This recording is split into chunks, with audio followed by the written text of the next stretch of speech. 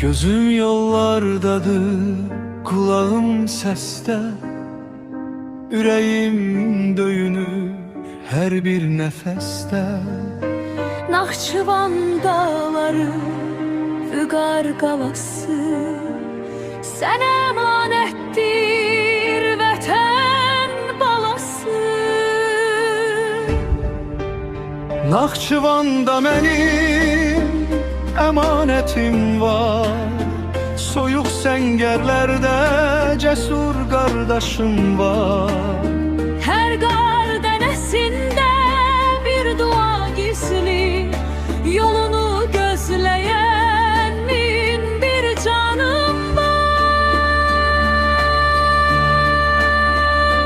Qoyma üşüsünlər ey uca Tanrım, onlar bu torpağın hər şeyi var. Tanrım sen koru Naxçıvandaki igidləri, səngərdə dayanan Polad biləkləri. Qayıtsınlar evinə sağ və salamat, Onlar bu milletin döyünən ürəkləri. Naxçıvanda əmanətim var, sən qoru Allahım.